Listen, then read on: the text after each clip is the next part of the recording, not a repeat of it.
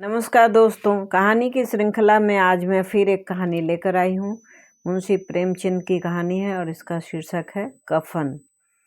कफन ऐसा शब्द है कि जिसे सुनकर ही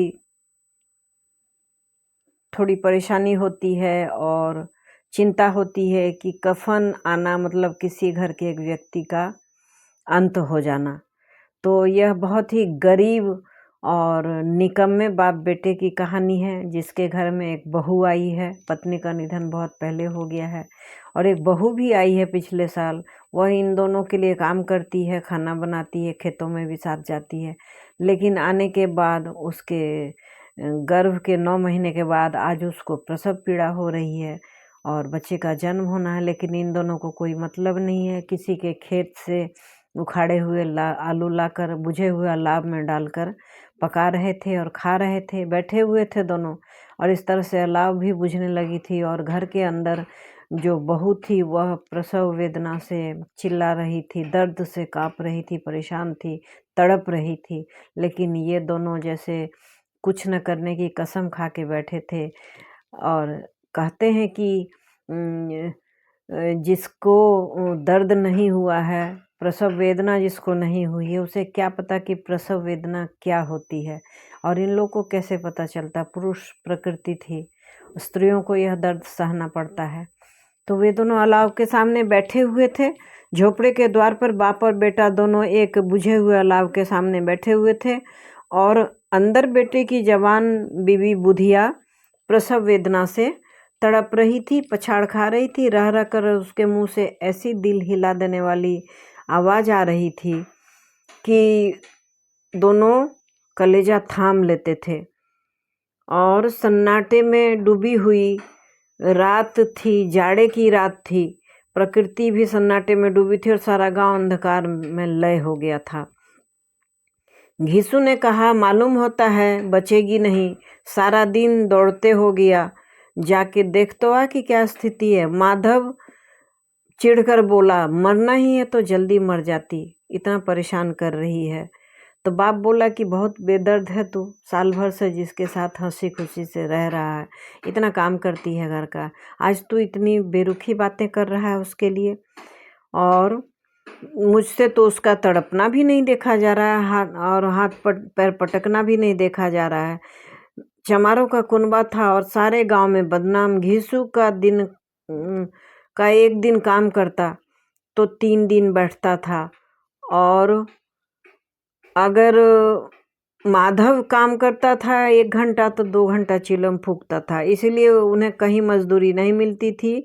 घर में मुट्ठी भर भी अनाज रहता था तो उन्हें काम न करने की कसम हो जाती थी।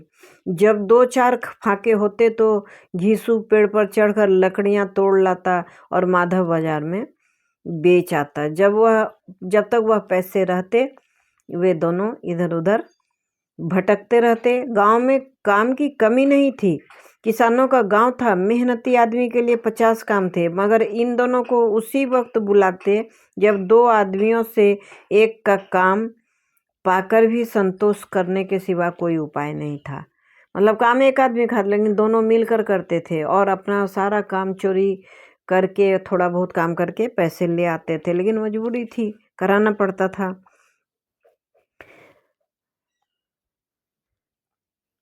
अगर दोनों साधु होते, लेखक ने लिखा है कि अगर दोनों साधु होते तो उन्हें विशेष कुछ नियम करने की जरूरत नहीं होती।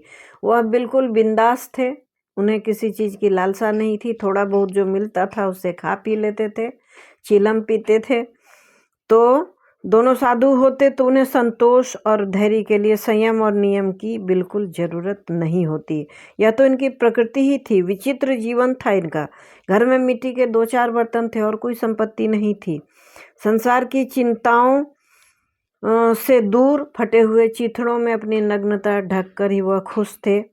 और दिन इतने कि नहीं लौटने के, वसूली की आशा न होने के बावजूद लोग उन्हें कुछ न कुछ कर्ज दे देते थे और किसी के खेतों से कुछ आलू शकरकंद कोड़ कर ले आते थे और वह पका के खाते थे। और किसी किसी के खेत से जाकर ऊख उखाड़ लाते थे और रात के अंधेरे में बैठकर दोनों चूसते थे। घिसु ने इसी आकाशवृत्ति से 60 साल बिता दी थी और माधव भी सपूत बेटे की तरह उसी के नक्शे कदम पर चल रहा था और उससे भी आगे उसका नाम रोशन कर रहा था।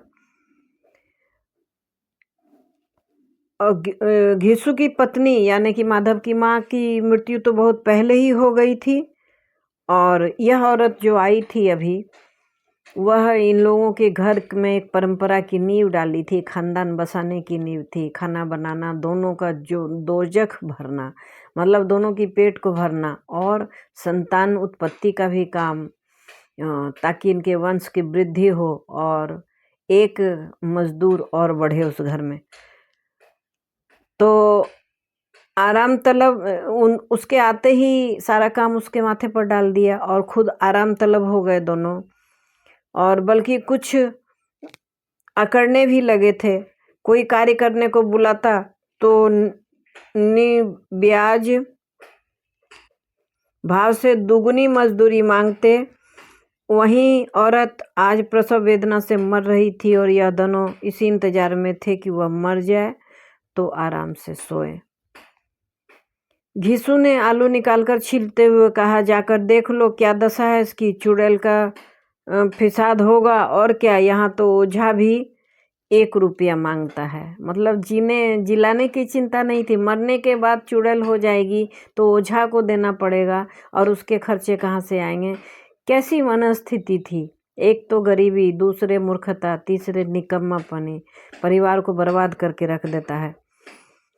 माधव को भय था कि वह कोठरी में गया तो घिसु आलू का बड़ा भाग खा जाएगा और बोला, मुझे नहीं जाना, डर लगता है। डर किस बात का, मैं तो यही हूँ, तुम जाकर देखो ना। मेरी औरत जब मरी थी तो मैं 3 दिन तक उसके पास से हिला तक नहीं था और फिर मुझसे लजाएगी कि नहीं, जिसका कभी मुंह नहीं देखा, आज उसका उघड़ा हुआ बदन कैसे देखूं। उसे तन की भी सूध न होगी, मुझे देख लेगी तो खुलकर हाथ पांव भी पटक नहीं पाएगी।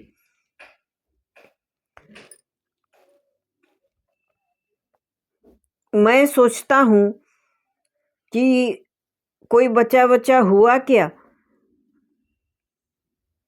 तो अच्छा मैं सोचता हूँ कि कोई बाल बच्चा हुआ तो क्या होगा, सौंठ गुड़ तेल कुछ भी तो नहीं है घर में। एक परंपरा है कि जब बच्चा होता है तो दवा की जगह गाँव में सौंठ गुड़ तेल से ही उसको खिलाकर और उसका इलाज करते हैं, ताकि जो प्रसव वेदना से पेट में दर्द होता है और घाव होते हैं शरीर में, वह खत्म हो जाता है। तो सब कुछ आ जाएगा, भगवान दें तो। जो लोग अभी तक पैसा नहीं दे रहे हैं वही कल बुलाकर रुपये देंगे। मेरे 9 लड़के हुए, घर में कभी कुछ न था, मगर भगवान ने किसी न किसी तरह से बड़ा पार ही लगाया। जिस समाज में रोज रात दिन मेहनत करने वाले की हालत, उनकी हालत को कुछ अच्छी न थी, और किसानों के मुकाबले वे लोग जो किसानों की दुर्बलता से लाभ उठाना जानते थे, कहीं ज़्यादा संपन्न होते थे। जो मेहनत करते थे उन्हें तो सिर्फ वाजिब पैसे मिलते थे और जो निकम्मे थे उन्हें बिना काम किए ही पैसे मिल जाते थे। हम तो कहेंगे घिसु की किसानों की ज़्यादा विचारवान था और किसानों के विचार शून्य समूह में शामिल होने के बदले बैठकबाजों की कुत्सित मंडली में जा मिला था। उसके बाद अब क्या था कि यहाँ तक बात हो गई। अब दोनों ने क्या किया कि जले हुए आलू को निकाल कर छिल कर खाने लगे। इतना सब्र न था कि ठंडा हो। छिल जाने पर आलू का बाहरी हिस्सा उस अंगार गर्म था और हलक और तालू को जला रहा था, लेकिन काट कर खा रहे थे। और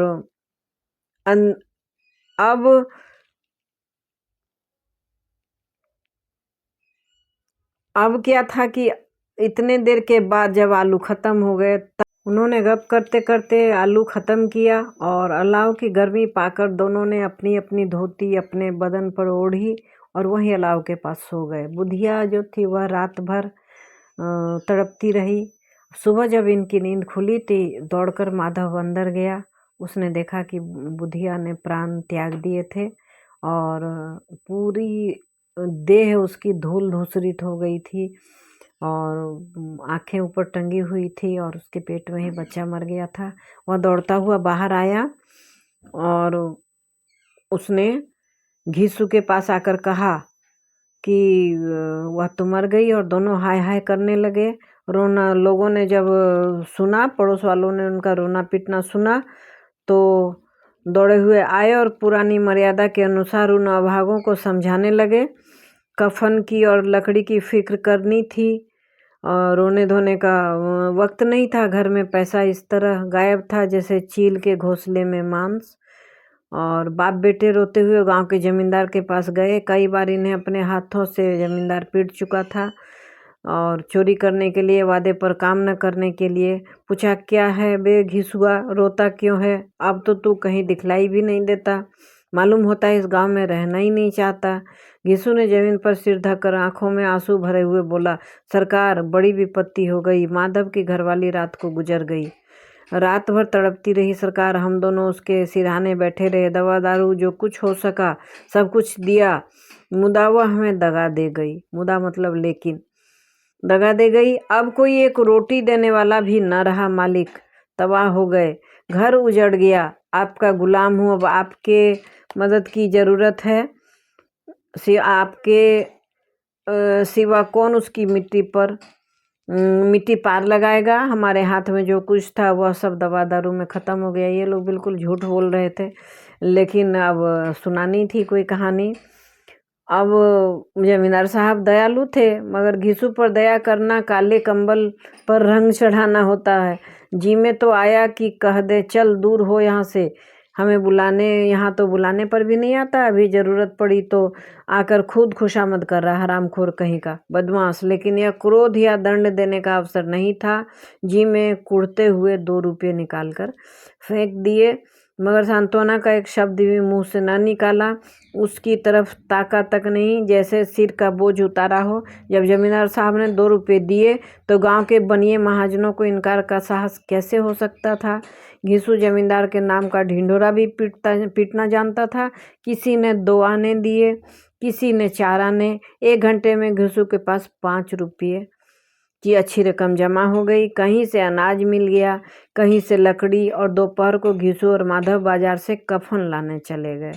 इधर लोग बांस वास काटने लगे। गांव की नर्मदिली स्त्रियां आकर लाश देखती और उनकी बेकसी पर 2 बूंद आंसू गिराकर चली जाती।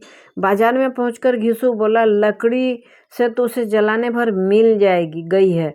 क्यों माधव? माधव बोला, हाँ लकड़ी तो बहुत है, अब कफन चाहिए, तो चलो कोई हल्का सा कफन ले लें। हाँ और क्या, लाश उठाते उठाते तो रात हो जाएगी। रात को कफन कौन देखता है? रात को कैसा बुरा रिवाज है कि जिसे जीते जी तन ढांपने और को चिथड़ा भी न मिले, उसे मरने पर नया कफन चाहिए। कहानी का अंत बहुत ही मार्मिक है। मैं सुनाना चाहती हूँ कि जब बुधिया की मृत्यु हो जाती है तो ये लोग पैसे की व्यवस्था करने निकल पड़ते हैं और पूरे गांव में मांगते हैं। जमींदार ने जब 2 रुपये दे दिए तो सबने 4 आना, 6 आना, 2 आना दिए। इस तरह से उनके पास 5 रुपये जमा हो गए थे।